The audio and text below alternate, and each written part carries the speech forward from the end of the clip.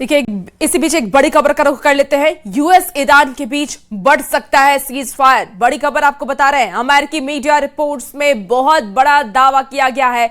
60 दिनों के cease fire पर करीब सहमति बन गई है। सीज फायर के ड्राफ्ट पर ट्रंप की मुहर लगना अभी बाकी है। आपको बता दें कि रिपोर्ट्स के मुताबिक जो जानकारी दी गई है, सीज फायर के एमओयू में हॉर्मुज खोलने का जिक्र किया गया है। रिपोर्ट में पहले हॉर्मुज खुलेगा, फिर यूरेनियम पर बात होगी।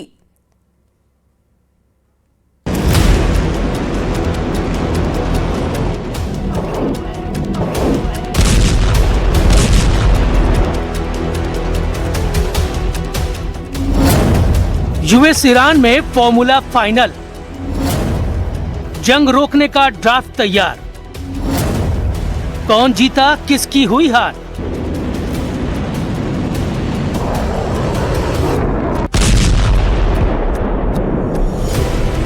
ईरान और अमेरिका के बीच जंग रोकने का नया फॉर्मूला तैयार हो चुका है। मीडिया रिपोर्ट्स में दावा है कि 60 दिनों के सीज फायर एक्सटेंशन वाले नए ड्राफ्ट पर दोनों मुल्क करीब राजी हो चुके हैं, जिस पर बस ट्रंप की तरफ से मुहर लगना बाकी है। सबसे दिलचस्प बात यह है कि इस बार डील के लिए अमेरिका ज्यादा बेताब नजर आ रहा है।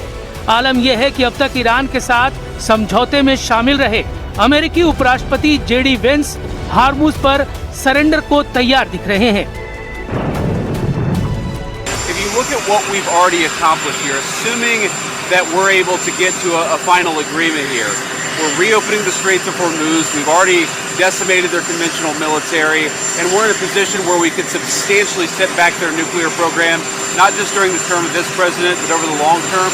That's a very good thing for the American people. So we're not there yet, but we're very close. We're going to keep on working at it.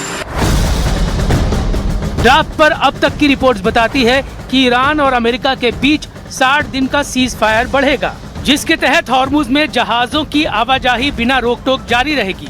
Iran को 30 दिनों के अंदर समुद्री माइंस हटानी होंगी और जहाजों से कोई टोल नहीं लिया जाएगा। इसके बदले अमेरिका अपनी नाकेबंदी धीरे हटाएगा और ईरान को तेल बेचने के लिए कुछ सैंक्शंस में राहत देने पर चर्चा करेगा।